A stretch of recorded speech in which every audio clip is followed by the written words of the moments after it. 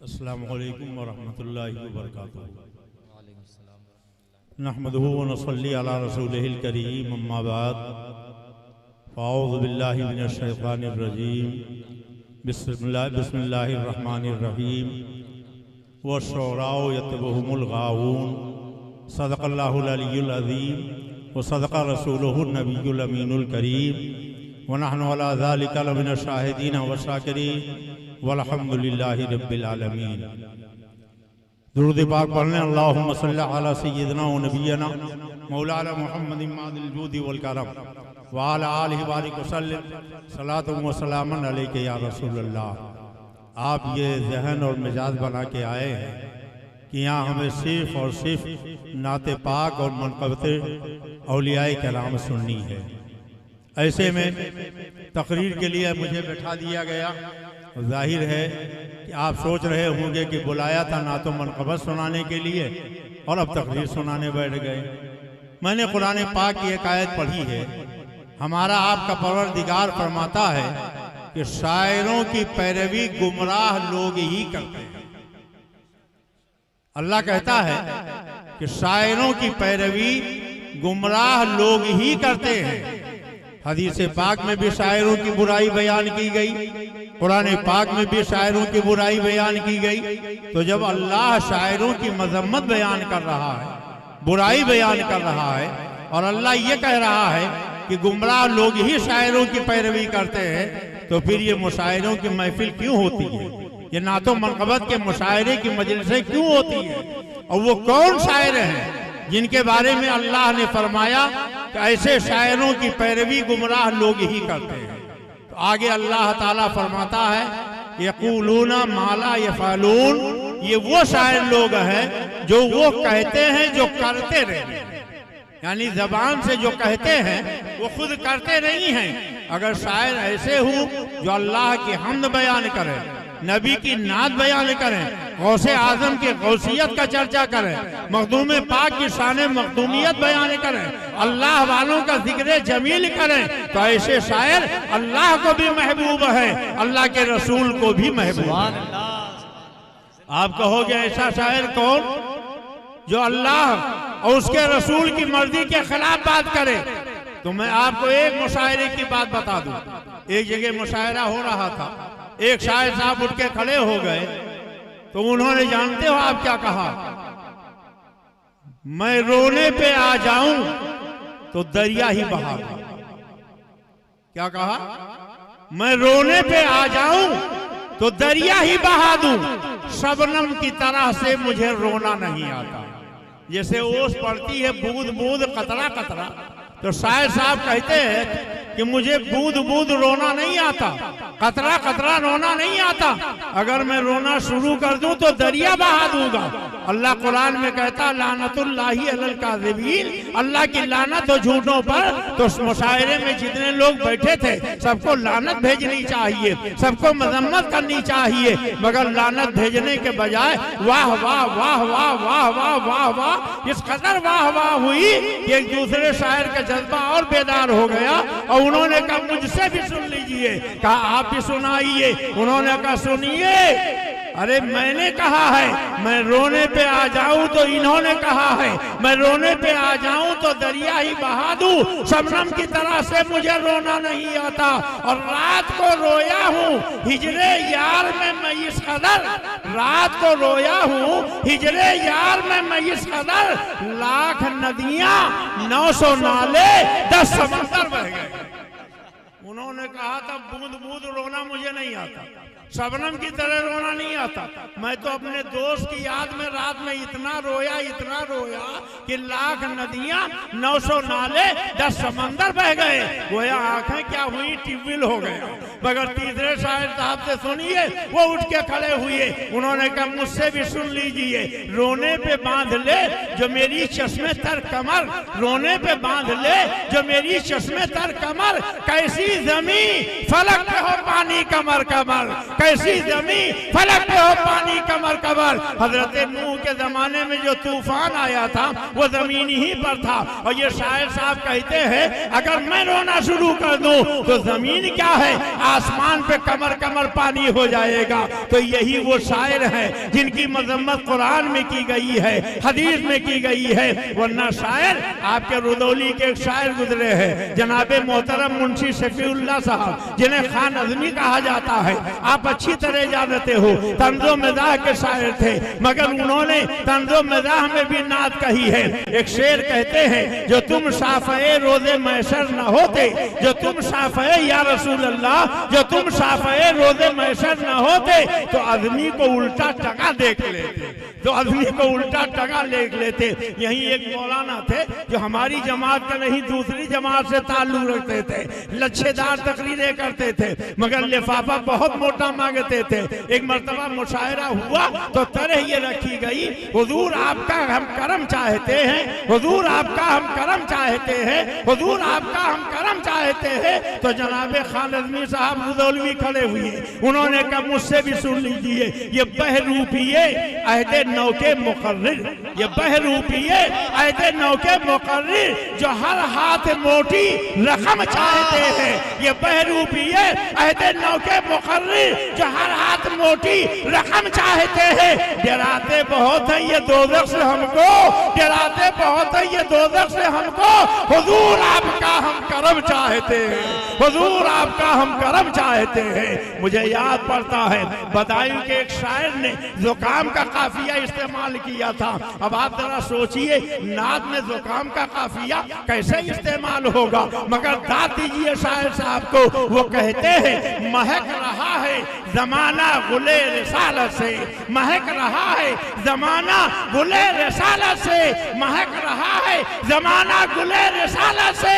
मगर वो क्या करे जिसको जुकाम हो जाए, मगर वो क्या करे जिसको जुकाम हो जाए। और आइए आपको आलम तसव्वुर में मैं दिल्ली पहुंचा दूं। एक मर्तबा दिल्ली में मुशायरा हुआ, तरही मुशायरा, और मिसरे तरह ये रखा गया मीलाद फातिहा कभी करना हराम है, मीलाद फातिहा कभी करना हराम है, मीलाद फातिहा कभी करना हराम है। सारे शायरों ने चहक चहक के पढ़ा मीलाद फातिहा कभी करना हराम है। और एक बेचारे वो शायर ऐसे थे जो मीलाद फातिहा करने वाले थे, उनको भी दावत दे दी गई। अब होता यह है कि तरही मुशायरे में मिसरे तरह को नहीं बदला जा सकता है। अब लोग सोच रहे हैं हमारे मतलब की बात थी, हम मीलाद फातिहा को जायज हराम मानते थे, हमने कह दिया।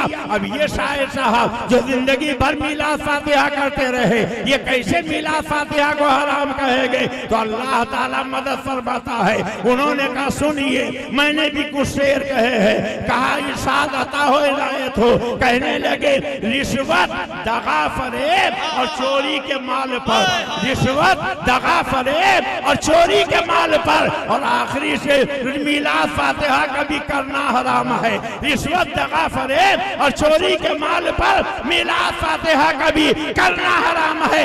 इस तरीके से पूरी नज़्म पढ़ गए और आखिरी नज़्म तो ऐसी पढ़ी कि सारे वहाबी शायरों की नानी मर गई। कहने लगे कंजूस मक्खी चूस वहाबी के माल पर, कंजूस मक्खी चूस वहाबी के माल पर मीलाद फातिहा कभी करना हराम है, मीलाद फातिहा कभी करना। नारे तकबीर, नारे रिसालत, फैज़ान हुजूर शेखुल आलम, महफिले नातो मनक़बत हुजूर सुल्तानुल मनाज़िरीन। एक शायर साहब खड़े हुए, वो मातम करते थे, हम सुन्नी अल्हम्दुलिल्लाह मातम नहीं करते।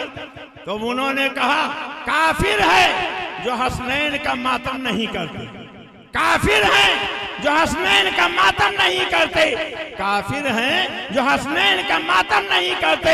तो सुन्नी शायर साहब उठ के खड़े हुए, उन्होंने कहा मुझसे भी सुन लीजिए, काफिर है जो मुनकिर हो हयाते शुहदा का, काफिर है जो मुनकिर हो हयाते शुहदा का।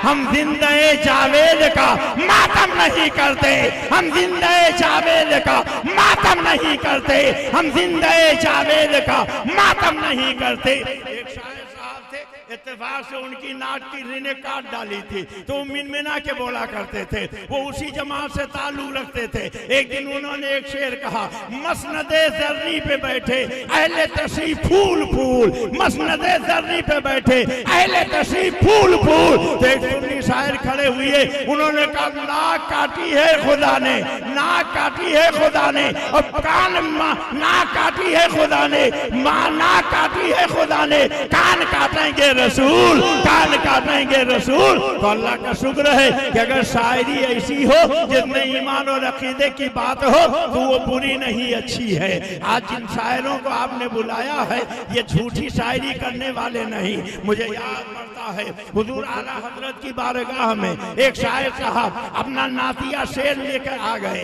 कहा हुजूर मैंने नात के कुछ शेर कहे हैं, आप सुन लीजिए। आला हजरत ने कहा सुनाइए। उन्होंने जो अशार सुनाए उसका मतलब ये था कि आपसे मोहब्बत है मुझे, और इतनी मोहब्बत है या रसूल अल्लाह कि आपकी मोहब्बत में न रात भर मुझे नींद आती है, न खाना खाता हूँ, न पानी पीता हूँ, बिस्तर पे लेटता हूँ तो करवट बदलते बीते जाती है, एक लम्हे के लिए चैन नहीं है, जैसे मछली बगैर पानी के तड़पती है या रसूल अल्लाह, उसी तरह मैं भी आपके लिए तड़पता रहता हूँ। आला हजरत ने जब ये सुना तो आला हजरत ने फरमाया कि अगर शायर साहब वाकई आपके दिल की यही कैफियत है तो आप मुझे इजाजत दीजिए कि मैं आपके कदमों का बोसा ले लूं। क्या आपको नबी से इतनी मोहब्बत है कि आप पानी भी नहीं पीते हैं, खाना भी नहीं खाते हैं, बगैर पानी के मछली की तरह तड़पते हैं, रात भर बिस्तर पे करवटें बदलते हुए कराहते हुए मदीने वाले को याद करते रहते हैं।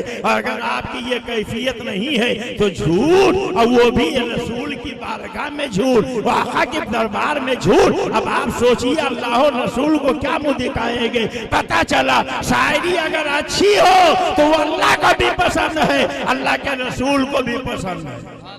अगर इजाजत दे घबरा ना रहे हूं तो एक दो बात और बता दूं कि छोड़ दूं? नहीं, टाइम तो नहीं, बहुत शायर मौजूद है माशाअल्लाह। हिंदुस्तान के टॉप के शायर आज आप लोगों ने बुलाए हैं, और ये तो मैंने ये कहिए मुझसे नमूना खरवारे, जैसे एक मुट्ठी निकाल के लोगों को दिखा दिया जाता है बानगी के तौर पर, तो ये आज की महफिल तो बानगी है। अजीजम मोहम्मद जुनैद रजा टीपू सल्लल्लाहु अल्लाह उनके उम्र में बरकत अता फरमाए, अपने घर पे उन्होंने मिलाद शरीफ की महफिल की। चंद आदमी थे, मदरसे के बच्चों ने वहाँ नातो मनकबत के अशार पढ़े, खूब इनाम दिया, सबकी जेबें भर गई। मुझे भी अच्छा लगा। मैंने कहा जब इतना आप लोग नात और मनकबत से मोहब्बत करते हैं तो आप सब्जी मंडी में एक मनकबत की और नात की महफिल मुनाकिद कर लीजिए। लोग तैयार हो गए, और इस तरीके से चंद दिनों में चंद अहबाब के ताउन से ये महफिल हो गई। लेकिन आज आपको देखकर मेरा दिल चौड़ा हो गया, मेरा दिल बिल्कुल बाग बाग हो गया, और मैंने ये सोचा है कि इंशाअल्लाह अब आइंदा एक ऐसा मुशायरा माना तो मनकबत का मैं मुनाकिद करूंगा जिसमें हिंदुस्तान के वो टॉप के शोरा जो पूरी दुनिया में सुने जाते हैं उनको बुलाया जाएगा, और इंशाअल्लाह आप सुनेंगे ईमान ताज़ा हो जाएगा। नारे तकबीर, नारे रिसालत, महफिले नातो मनकबत हुजूर सैफे रजा। बाबू भाई से मैंने कहा छोटा सा पिंडाल बनाइएगा, 100, 200, 300 कुर्सियां लगाइएगा, अगर खाली रह गई तो बड़ी बेइज्जती हो जाएगी, कहीं मुंह दिखाने के लायक ना रहेंगे। मगर माशाअल्लाह पूरी सब्जी मंडी भर गई, पूरा मैदान भर गया, तो इससे मुझे बड़ा हौसला पैदा हुआ। और नात पढ़ना ये कोई नई बात नहीं। हजरत महबूबुल मिल्लत व दीन सैयदना निजामुद्दीन औलिया रज़ी अल्लाह ताला अन्हु दिल्ली में जिनका मज़ार मुबारक है, जिनके एक बड़े चहीते मुरीद और खलीफा शागिर्द थे, जिन्हें तूतिये शकर मकाल, जिन्हें सुल्तानुश शोरा हजरत अमीर खुसरू कहा जाता है। जी हाँ, ये वही अमीर खुसरू हैं जिनके बारे में हजरत महबूब इलाही फरमाते थे, अगर शरीयत ने मना न किया होता तो मैं वसीयत कर देता कि मेरे इंतकाल के बाद मेरी कब्र में मेरे पहलू में अमीर खुसरू को लेटा दिया जाए। अमीर खुसरू को कितनी मोहब्बत थी। हजरत महबूब इलाही खुद भी सैयद थे। एक सैयद साहब की लड़की सयानी हो गई, और जब वो लड़की सयानी हो गई तो अमीर खुसरू के पीरो मुर्शिद महबूब इलाही के यहाँ वो सैयद साहब गए। उन्होंने कहा हुजूर लड़की सयानी हो गई, मैं सैयद हूँ, खानदानी गैरत मुझे इजाजत नहीं देती कि मैं किसी के सामने हाथ फैलाऊं। आप अपनी बिरादरी के हैं, इसलिए आया हूं, कुछ दे दीजिए ताकि लड़की की शादी का इंतजाम हो जाए। हजरत महबूब इलाही ने खादिम को बुलाया और फरमाया, ये बताओ आज कुछ नजर आई है? कहा हुजूर आज तो कुछ नजर नहीं आई। कहा सैयद साहब 1-2 दिन रुकिए, जो नजर आएगी सब आपके हवाले कर दूंगा। उन्होंने कहा मुझे जल्दी है, अगर कुछ देना है तो आज ही दे दीजिए, आज के बाद मैं नहीं रुक पाऊंगा। हजरत महबूब इलाही ने आगे पीछे दाएं बाएं देखा, उनके फटे हुए जूते पड़े हुए थे। उन्होंने कहा सैयद साहब अगर आपको बहुत जल्दी है तो ये मेरी फटी हुई जूतियां लेके चले जाइए। उन्होंने जूतियां ले ली, मगर सोचने लगे अच्छा मजाक किया है, लड़कियों की शादी के लिए दौलत मांगने आया था, इन्होंने ऐसी फटी हुई बोसीदा जूती दे दी जो पहन भी नहीं सकता, कोई उसको खरीदेगा भी नहीं, मगर दिया है तो उन्होंने रख लिया, लेके चल पड़े। उधर हजरत अमीर खुसरू सुल्तान मोहम्मद तुगलक के साथ एक सफर में गए थे किसी मालके में, वहां से लौटे, शाम हो गई, एक जगह पड़ाव किया और जब वहां ठहर गए, बिस्तर पर लेट गए तो इधर वो सैयद साहब भी दिल्ली से चल के वहीं पहुंच गए। सराय में उन्होंने कयाम किया और जैसे ही वो लेटे तो हजरत अमीर खुसरू सो रहे थे, आंख खुल गई, नाक फुला फुला के सूंघने लगे और कहने लगे बूए पीर मी आमार, बूए पीर मी आया, बूए पीर मी आया, बूए पीर मी आया, मुझे पीर की खुशबू आ रही है, मुझे पीर की खुशबू आ रही है, मुझे पीर की खुशबू आ रही है। लोगों ने कहा तुम्हारे पीर दिल्ली में है और तुम इतना सैकड़ों मील की दूरी पर हो, यहाँ तुम्हें पीर की खुशबू कहाँ से मिलेगी? मगर वो जिधर से खुशबू आ रही थी उसी तरफ वो चल पड़े, बूए पीर में आया, बूए पीर में आया, बूए पीर में आया और फिर उस कमरे में पहुंच गए जहाँ सैयद साहब लेटे हुए थे। उन्हें जगाया, पूछा कहाँ से आ रहे हो? कहा दिल्ली से आ रहा हूँ। किसके पास गए थे? महबूब इलाही के पास गया था। किस लिए गए थे? लड़की की शादी के लिए कुछ दौलत मांगने गया था। क्या मेरे पीर ने दिया नहीं? कहा ये फटी हुई जूतियां दे दी है, यही लेके आया हो, इसको सराहने मैंने रख छोड़ा है। हजरत अमीर खुसरू ने फरमाया मेरे पीर की जूतियां मुझे दे दो। उन्होंने कहा दे दूं? कहा दे दो। कितनी कीमत है? कहा ये पहनने के लायक भी नहीं है, इसकी कीमत क्या होगी? ऐसे ही ले जाओ। उन्होंने कहा जी नहीं, ये मेरे पीर के पैरों की जूती है, इसकी कीमत तुम क्या जानो? मुझे बादशाहों के दरबार से अशरफियां मिलती है, इस वक्त मेरे साथ 7000 अशरफियां मौजूद हैं। वो 7000 अशरफियां मैं तुम्हारे हवाले करता हूँ। मेरे पीर की जूतियां तुम मेरे हवाले कर दो और मैं वादा करता हूँ अगर तुम मेरे साथ दिल्ली चलोगे तो 7000 अशरफियां दिल्ली में मेरे पास मौजूद हैं, मैं वो भी तुम्हारे हवाले कर दूंगा। नारे तकबीर, नारे रिसालत, फैजान हुजूर महबूब इलाही।